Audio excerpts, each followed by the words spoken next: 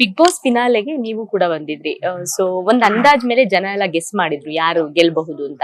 ನೀವು ಫಿನಾಲೆ ವೇದಿಕೆ ಮೇಲೆ ಕೂತಾಗ ಯಾರು ಗೆಲ್ಬಹುದು, ಯಾರು ವಿನ್ನರ್ ಆಗ್ಬಹುದು ಅಂತ ನಿಮ್ಗೆ ಯಾರು ಅನ್ಸಿದ್ರು?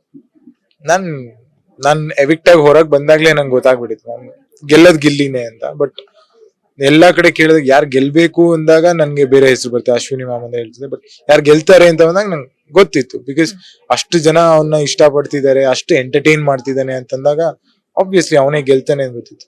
ಅಂಡ್ ಅವ್ನ್ ಗೆದ್ದಾಗ್ಲೂ ಕೂಡ ತುಂಬಾ ಖುಷಿ ಆಯ್ತು, ಬಿಕಾಸ್ ಅಷ್ಟು ಡಿಸರ್ವಿಂಗ್ ಇದಾನೆ ಗಿಲ್ಲಿ ಅಂತ ನಂಗೆ ಅನಿಸ್ತು. ಅಶ್ವಿನಿ ಮೇಡಮ್ ರನ್ನರ್ ಕೂಡ ಸೆಕೆಂಡ್ ರನ್ನರ್ ಅಲ್ಲ, ಫಸ್ಟ್ ರನ್ನರ್ ಕೂಡ ಆಗಿಲ್ಲ. ಅದು ಸ್ವಲ್ಪ ಶಾಕಿಂಗ್ ಇತ್ತು, ಬಿಕಾಸ್ ನಾನು ಎಕ್ಸ್ಪೆಕ್ಟ್ ಮಾಡ್ತಿದ್ದೆ ರಕ್ಷಿತಾ ಸ್ವಲ್ಪ ಲೈಕ್ ಅಶ್ವಿನಿ ಮ್ಯಾಮ್ ಆದ್ಮೇಲೆ ಬರ್ತಾರೆ ಅಂತ. ಬಟ್ ಸೆಕೆಂಡ್ ಬಂದ್ಲು. ಬಟ್ ಇಟ್ಸ್ ಓಕೆ, ಲೈಕ್ ಜನ ರಕ್ಷಿತನ ಇಷ್ಟಪಟ್ಟಿದ್ದಾರೆ, ಉಳಿಸ್ಕೊಂಡು second like first runner up ಮಾಡಿದ್ದಾರೆ ಅಂದ್ರೆ that's fine. But Ashwini ma'am ಇರ್ಬೇಕಿತ್ತು, ಬಟ್ ದಟ್ಸ್ ಫೈನ್.